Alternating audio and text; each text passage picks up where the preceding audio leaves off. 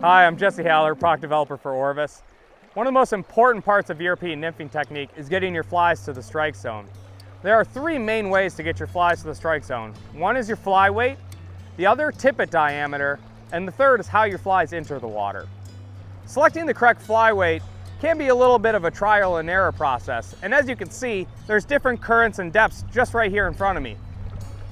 You'll usually start a little too heavy and you'll work your way backwards, but sometimes you'll be a little bit too light as well. It's very useful to have several different weights of patterns and sizes in your fly box. That'll help you adjust your weight for each specific fishing scenario you find yourself in. I typically fish 2 flies, but you can fish 3 in some areas, or just 1, depending on what fishing scenario you find yourself in. 2 is a good place to start.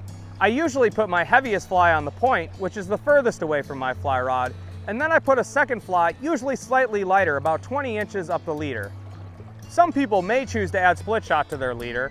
I personally don't, but it is a useful way to just add a little bit more weight.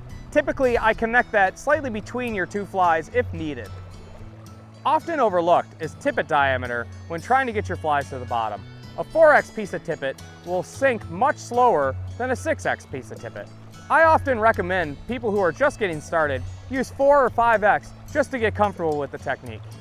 One way to aid your sink rate is to adjust how you're casting. If you can add just a little bit of slack in your cast, it'll help your flies sink faster. A tuck cast will help you get your flies down just a little bit faster. It's very much like a traditional cast, except you stop your rod tip just a little bit higher, and that'll help add a little bit of slack and allow your flies to parachute down to the water. When finding the right amount of weight, you'll notice that as your flies get down to the bottom, occasionally they'll tick just slightly along the bottom. This will resonate through your siding material. If you're too light, your flies will swoosh out down below your rod tip, and if you're too heavy, you'll get snagged more often. So when you're out trying this technique yourself, you might try to remember those 3 particular things: fly weight, tippet diameter, and how your flies into the water to help aid you to get your flies to the strike zone faster.